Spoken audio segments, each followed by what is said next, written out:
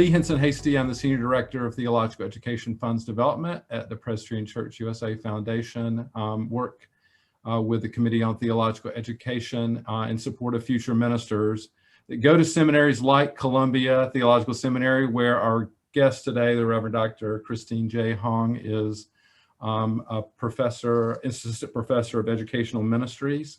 And we'll be talking about decolonializing learning in the church, something that she's been working on for quite some time and becomes more and more important by the day. It's an urgent need, and hopefully I feel like others are giving some attention to this in new ways, and it's partly because of your work. Mark Koenig, Jen James are giving shout outs. Rebecca Malozzi from Pennsylvania, one of our frequent watchers, but thank you for what you do, who you are, and for being here today. Thank you. And hey, Mark, hey, Jen. It's always good to see. This virtual stuff is like really new to me still in terms of like these live podcasts and things. So it's really fun to see how it connects people. Good, good. Well, thanks again. I said earlier when we weren't live, I'm so grateful. And the folks, if you haven't seen the presentations, the keynote addresses and the conversation that Christine shared over this past weekend at the Next Church National Gathering, I want to encourage you to go back, purchase that if you haven't already for your church or yourself. It's totally worth the time. And put on your list already, and it's going to be it's an ebook form from the publisher, is your newest book on this title, published just this month. And I'm making sure I have the title right. Decolonial Religious Education. No, that's not correct. That's an article. It's right here. Oh, there it is. Yeah. Oh, wow. It's called, such a beautiful cover. Thank you. I didn't know if it would come out well, but I love it. And it's called Decolonial Futures, Intercultural, Interreligious Intelligence for Theological Education. So you can get a hard copy, and you can get a discount also through Lexington if you buy it straight from the publisher. So I was going to say, go to the publisher, and that's the link I think we're putting in the chat. And there's an ebook I think you can buy through them also. So I'm hoping all that's going to get that out to others because it's so important. There are so many things I could say. I remember distinctly meeting you for the first time. Christine has had multiple stops along the way, one of which was in the Office of Theology and Worship at the PCUSA. Our offices were next to each other, but we were like ships in the night because she was the National Council of Churches and World Council of Churches and doing all kinds of things, along with finishing your PhD. I don't know how you did that, but has been teaching at Louisville Seminary. She taught at Claremont as well, where she received her PhD. She is a graduate of Princeton Seminary, MDiv and THM, and one of my favorites, the University of Washington, for your undergraduate degree. I'm a big fan of the University of Washington rowing team. You know, really? Yes. Yeah. Yes. On the canal. Absolutely. Yes. Big deal. But such a gift. We're putting her CV and bio in the chat, and I hope you'll check that out because it has a list of presentations as well as other articles she's written. She was part of that planning team. Some of you know Christine from Montreat, the Co-Conspire and Disgraced anti-racism conferences there.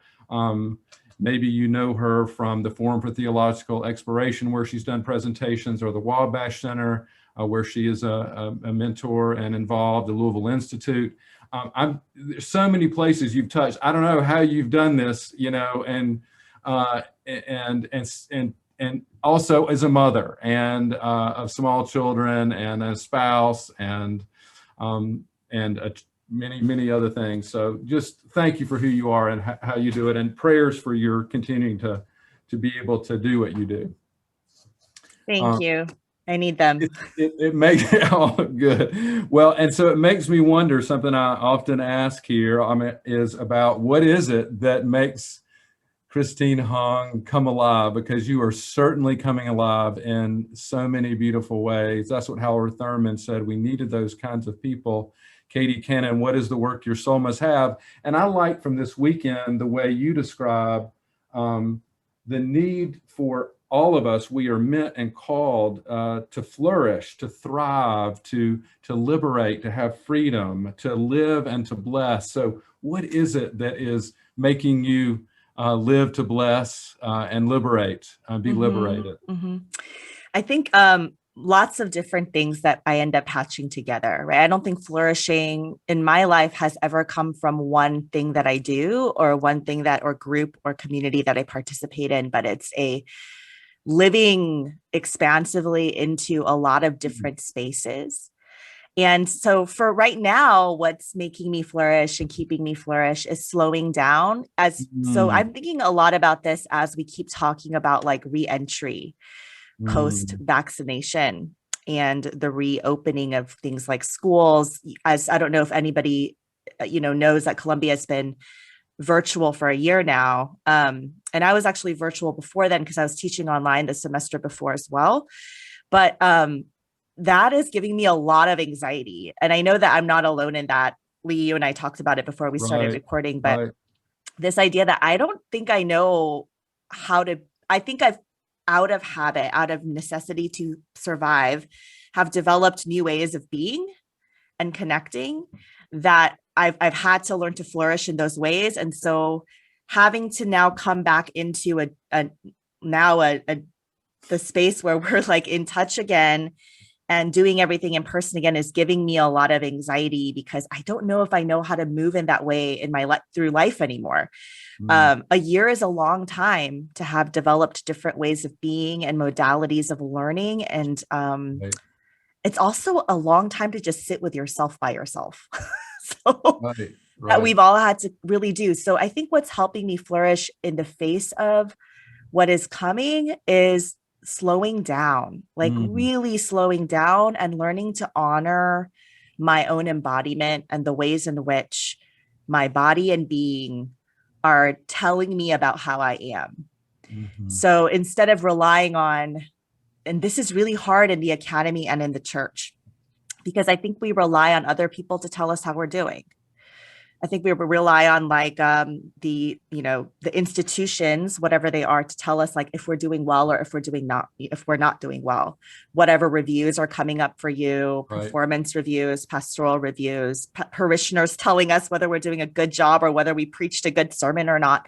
I think we rely on that, and in many ways, that actually puts us out of touch with who we are in our own embodiments. And so I'm trying to really honor like today, I'm really tired. And so I'm asking myself, what are you going to do about that, Christine? Are you going to push through it, or are you going to give your body and your soul the things that it needs because it's telling you something? So I've learned how to do that in a different way in this time, this past year, especially. And so I'm trying to bring those forward into these new spaces. So that is what's helping me flourish.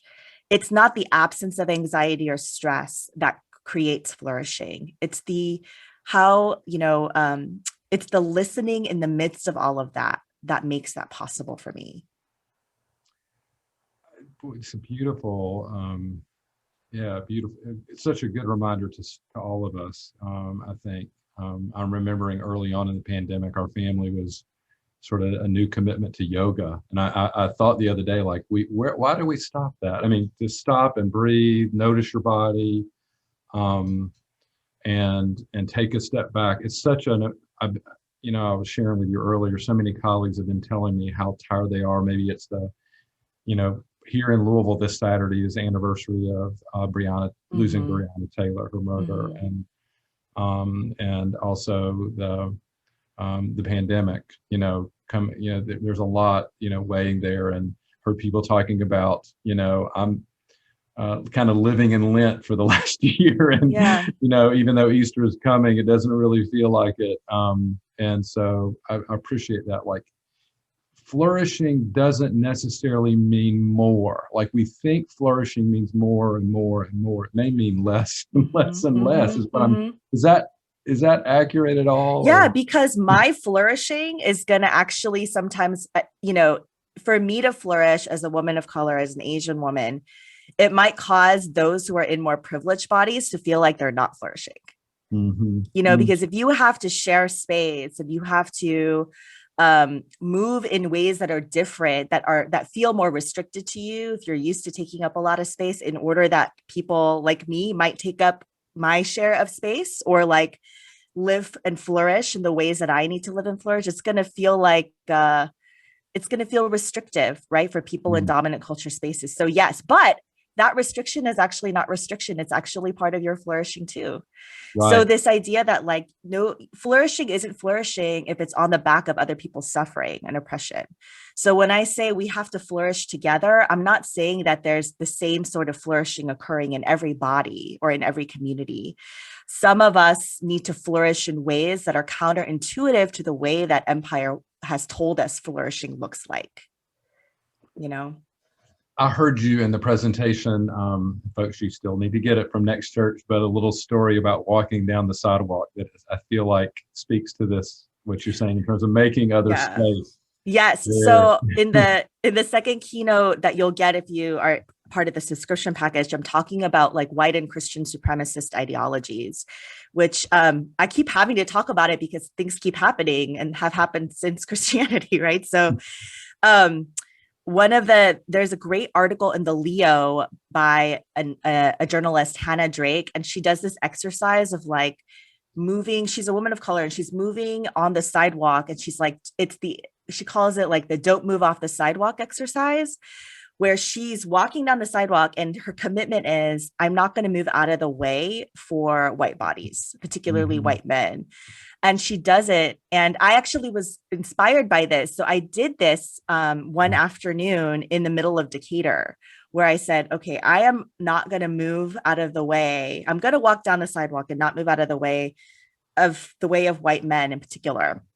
And so I did this exercise, but here's what I learned through it. I learned that it's not only that, you know, white men don't necessarily know how to move out of the way, right? When people are coming towards them, when particularly people of color, Black, Indigenous, and people of color are coming towards them, it's that I've conditioned my own body to move out of the way.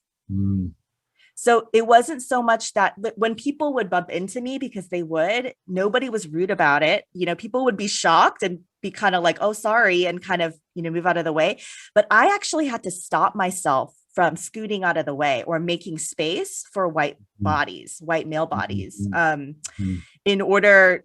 I mean, it's just, I have internalized so much of that. And that exercise is really eye-opening for me, because it's not only about what's happening out here, but what's like happening in here and what's happening in here. And as much as I talk about decoloniality in all of my work, I'm still working out the ways in which I'm living in the colonial machine and reifying and perpetuating it, even in the way that I walk around, in the way that I make myself shrink to fit within this system and society. But it seems to me, I love that story. I mean, and it took some courage on your part to do that. And by the way, if you haven't walked around in Decatur, downtown Decatur, there's not a lot of green space. I mean, it's sort of sidewalks, and it's the road, and it's, you know, storefronts. So there's not a lot of room to move around most places down there. It's a great exercise, but also that shouldn't be just your responsibility, right? It really should be, especially, I'll say, you know, if I'm that white male, but I should be noticing, I should see you, and I should step aside. And that, I feel like that's helpful for work in life, but also in the church, especially, like noticing enough to make room, particularly people of privilege. This should not this should not be responsibility of persons of color with less privilege, right? This should be particularly responsibility of those who have it or assume that they do, or have been conditioned that they should have this privilege. They walk around that way.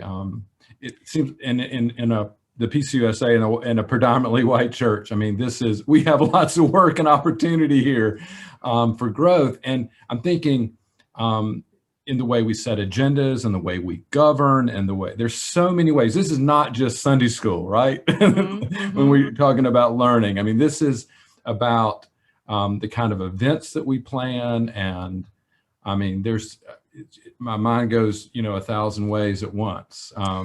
Yeah, and I was reading an article recently that approaches this idea of the mental load through feminist lenses, right? So what is the mental load that women carry, or femme people carry in society, that male presenting people might not, particularly white male presenting people? And I actually think that that matters in Presbyterian spaces and ecclesial spaces and interfaith spaces too. Like BIPOC people carry a mental load all the time in spaces that are dominant white cultural spaces, places that are like, BIPOC people that aren't Christian carry that load doubly in spaces that are predominantly Christian as well, where it's like, figuring out like who's walking towards you, if you want to use that metaphor and analogy, right? That you have to figure out how to maneuver yourself around bodies that won't move for you, ideas that won't move for you, like language and terms that won't move for you or become expansive to include you. And you have to figure out a way to maneuver around that to not get clobbered. And that's a mental load. Like, I would love to be able to walk down the street and not worry like that I'm going to run into anyone. Right. I would love to be able to, to be able to talk freely about some of this stuff that I write about in some Presbyterian spaces without having to prove with my body that my pain is real, right? Without that being the first test all the time of like whether or not, even this idea, like there are some people right now, this conversation around, especially anti-Asian racism, like is the Asian experience of xenophobia, of perpetual foreigner, of racism real and valid? Like there are conversations like that happening within my hearing.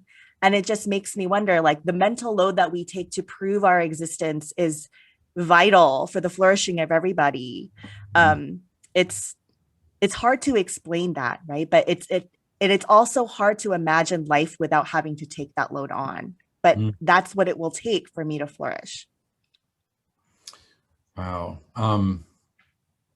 So I want to use the word exorcism now. I mean, we need to reclaim it in the Presbyterian Church, Christine, I think. Things like this that I just want God to exorcise, and remove, because it's painful and it's powerful for you to be able to share it, and others who are able to do that. But it's a huge mental load. I know sometimes I feel like some ways you approach this, I've had this experience. I remember this image. I think Jen Lee is the artist. It looks like Rosie the Riveter, but it's, the image of We Can Do It Korea that you used. I have this image of you, so it gives me, it's an image from me too, a divine image. Like we can do this, but we can do it together. But artwork in general is a way that I feel like you're able to help, because it's hard to talk about, to open up, you have artwork there even just behind you, but I know you use art. I've seen you do this in beautiful ways to expose the kind of coding, the white privilege coding and white racist coding that's all around us, as well as to show, a more liberating kind of picture. I love this term you use. I think it was over the weekend, a lexicon of liberation. We need to expand our lexicon of liberation, and art may be a place to start. Yeah, art is definitely, I think, one of the places that are either really scary for some people or really freeing for some. So I love using art in my classes. I'm teaching 2 classes right now. One of them, we have 6 assignments all semester. I'm co-teaching this with artist theologian Darcy Jarrett. And there's only 6 assignments, and every single assignment is a piece of artwork that kind of nests into the next one coming. And I think that when you are able to use art as a medium for, like, as an epistemology, a way of knowing and a way of being in the world and a way of conveying your particular understandings of the divine, of yourself, of concepts that you're wrestling with, so, like, it's a conduit for a different type of dialogue than many times seminary education allows for, right? And it's been really fascinating being in this classroom. So they get 2 weeks to work on a project. And then every 2 weeks we meet to share what we've created. And I have been blown away, like every single time, blown away. And I just keep thinking I have to teach this class again immediately because I am learning so much. And part of it, my own pedagogy around that using art has been to approach it in this anti-colonial way of not centering my own knowledge as teacher, but to bring my knowledge alongside, or my own experiences alongside, the knowledge that students share about themselves and their communities of accountability. So I'm just another voice in the conversation, not necessarily the person shaping the conversation into what people, funneling it into like these 3 outcomes that I want everyone to know, right? So I told them, like, I don't know what will happen week to week. I don't know what will emerge, and it's up to the spirit, and it's up to how we each listen and engage and create and kind of function in courage to be able to speak the truth that we're hearing and understanding about ourselves and about God. So every week has been an adventure.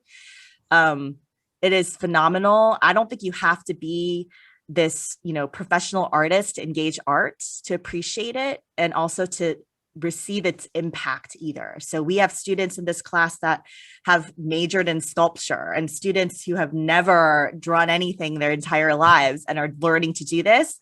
But it's powerful to see what is emerging. We're working right now on a project called You Are Iconic, where students are writing icons of themselves.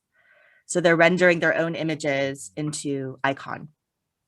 Wow, that is beautiful. I mean, not your typical learning goal, but I mean, it sounds like a really good one. I mean, what I hear is like, let's go on an adventure, a divine adventure of the spirit that will encourage us all and help us grow. And we don't know what we will encounter. I mean, it's actually an amazing learning goal. It's making me think, someday I keep saying God might release me back to parish ministry. I feel very called to do what I do, but I will do confirmation a whole nother way than I think, which was very linear, and learning certain things. And we did a great job with it. I mean, you do need to learn some of those things, like Katie Cannon's in my ears, like, you need to know that and know that, know these other things. But it seems very powerful. It makes me think the Association of Theological Schools, they're real particular about libraries, as part of accreditation. Maybe they should be particular about museums, too, or as much so, if not more. I mean, I love the project. I'm trying to remember the name of the student. She's in Ann Arbor now, Columbia student who did the photographs from past faculty and people at Columbia and present. That was really powerful. That sort of, I don't know if that's still exhibiting at Columbia. Yes, but we haven't been in our buildings in like yes, you're right. All a distant memory, but that's a beautiful thing. What do you think is, if you were to invite people to start, if they're just starting this sort of journey to understanding about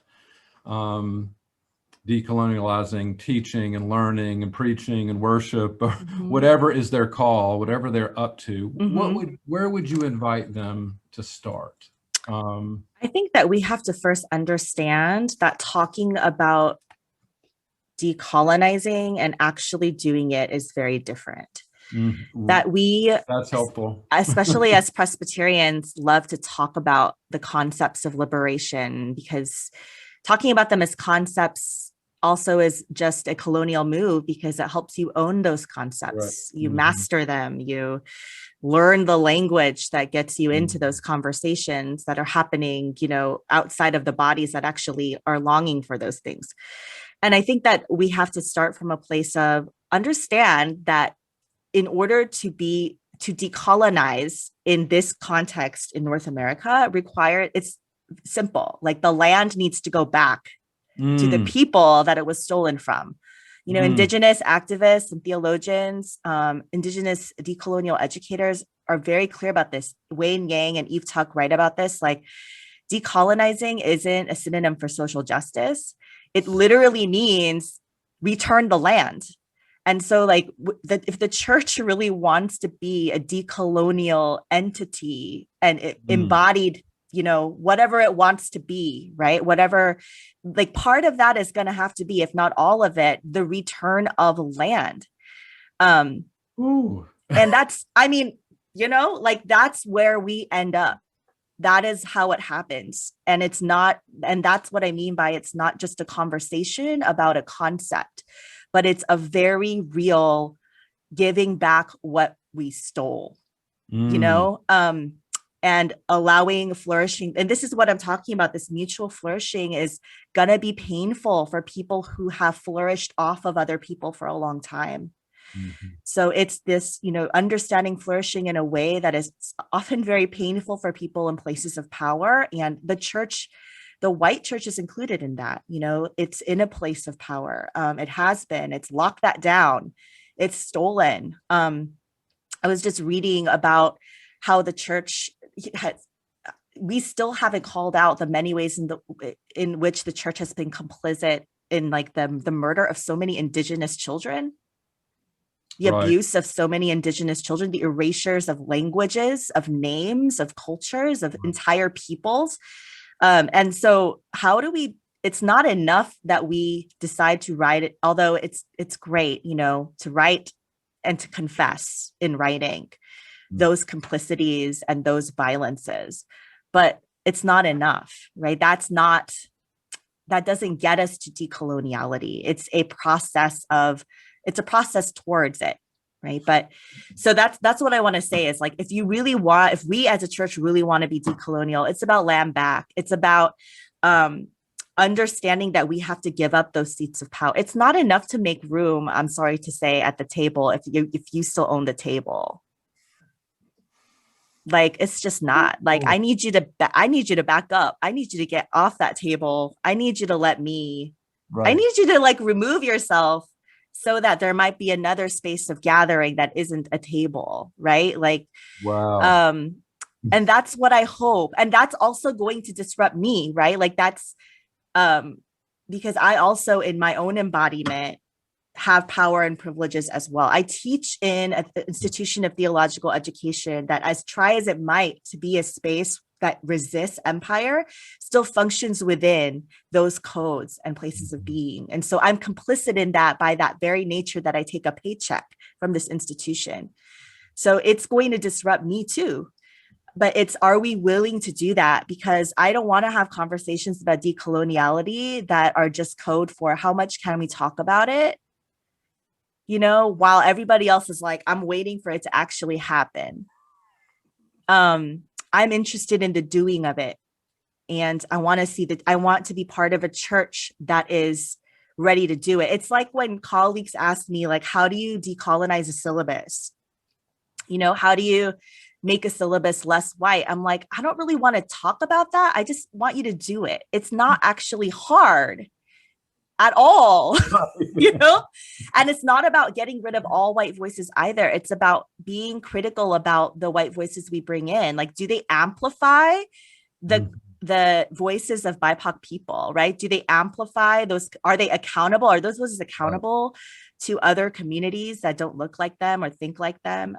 Because if they are, then there's space, but they're not going to be at the center. So it's, yeah, I mean, I'm at a point in my life where I'm like, I'm ready to do it. And I'm doing it, you know, slowly in my own way. And I want to be part of those conversations and not necessarily conversations about like, is this a worthwhile endeavor?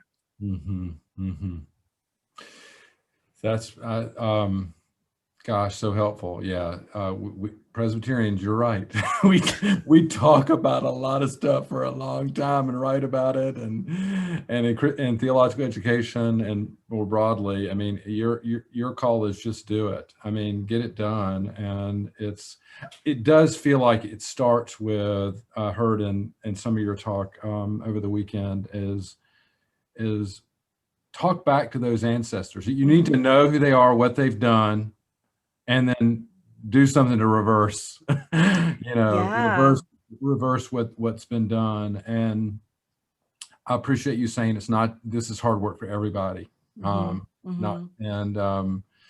folks assume it's just hard work for people in privilege. It's Mhm. hard work for everybody involved. I can't believe our time is gone. Oh, We see we need another, I don't we know need how part long. 2. We need part But 2. you need rest. That's more important.